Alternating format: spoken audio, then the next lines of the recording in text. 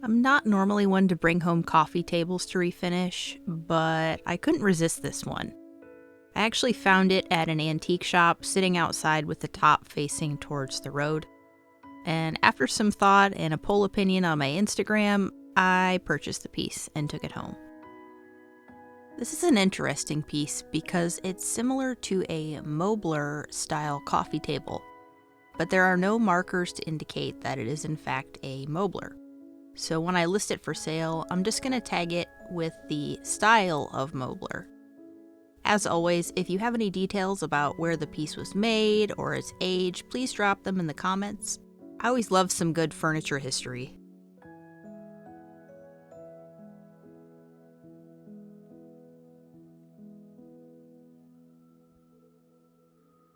There are a few things we need to do in order to bring this coffee table back to life. The first thing we need to do is to start with the tiles on the top of the table. The grout is pretty gross, and we need to reseal that grout so it doesn't get dirty anymore. I'm going to start off by using Crud Cutter to clean the entire piece down.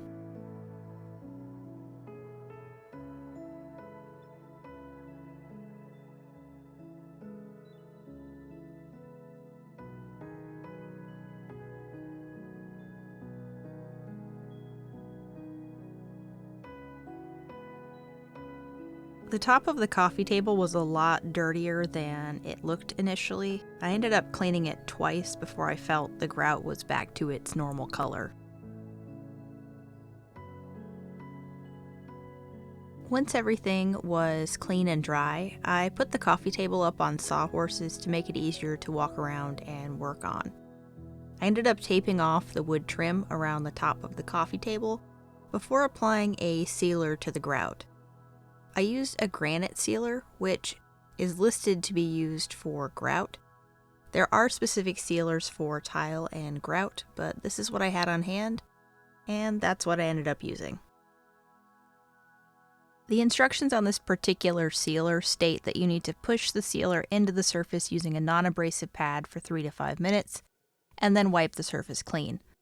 A second coat was applied in the same manner, as I don't think this grout has been sealed in a very long time.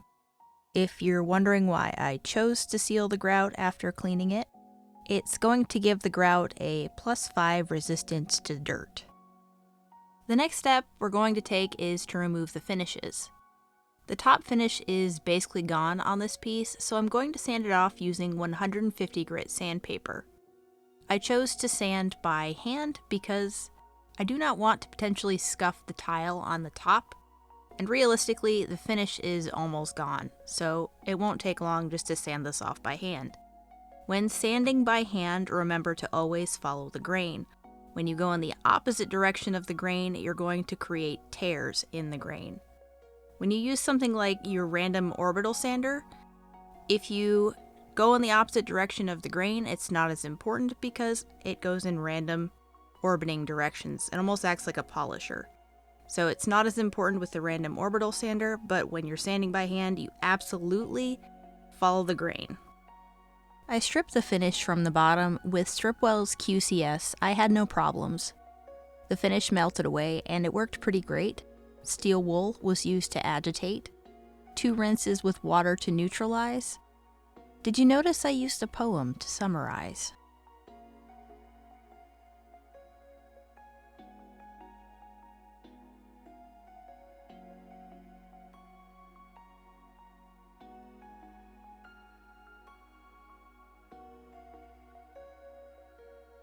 There were several areas on the corners and top edges that had some very minor repairs that needed to be done.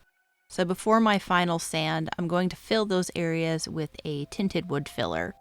I ended up blending walnut and red oak wood filler together to get a closer match to the teak wood color.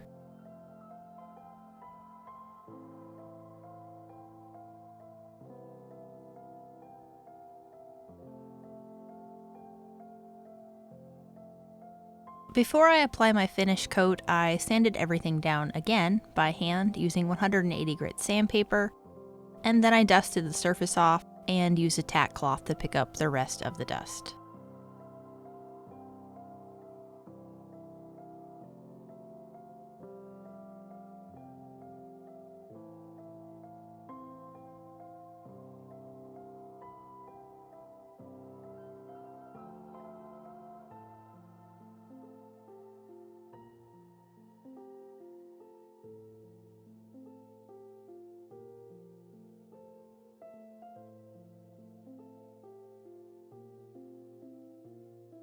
I'm going to cover the tile with some paper and painter's tape because I don't want the final finish to get on the tile.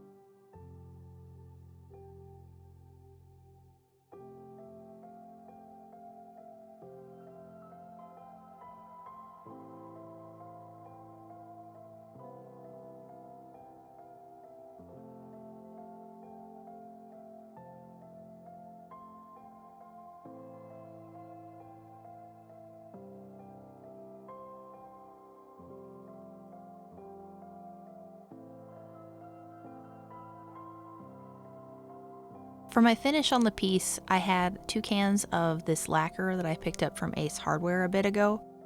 I ended up applying 4 coats to the table, and I also touched up the screws on the side with some black enamel paint before applying that 4th final coat.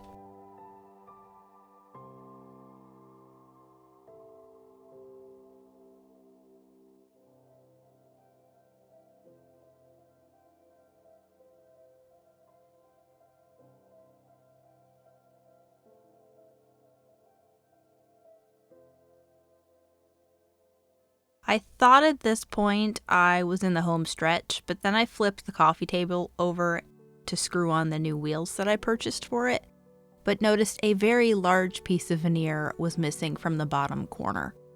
Because it was such a large chunk, I ended up squaring the missing piece off and gluing a new piece of veneer in. I then filled the seams around the veneer in, and I sanded the entire bottom of the coffee table.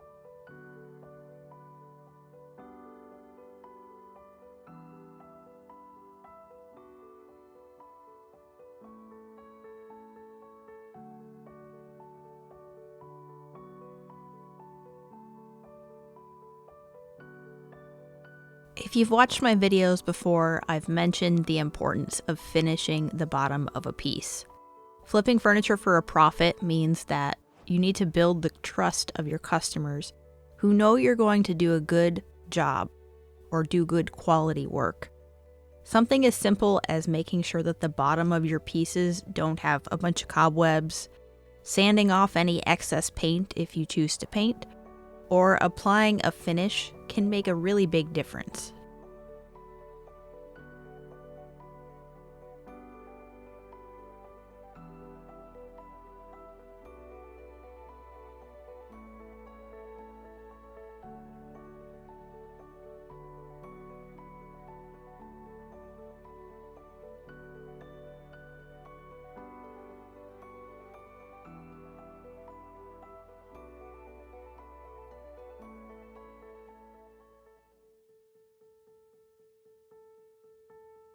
This coffee table may not have been something I would normally choose to work on, but with a tile top like this, who can resist? I hope that you enjoyed this video and would consider subscribing to my channel for more furniture flipping content, and thank you for watching.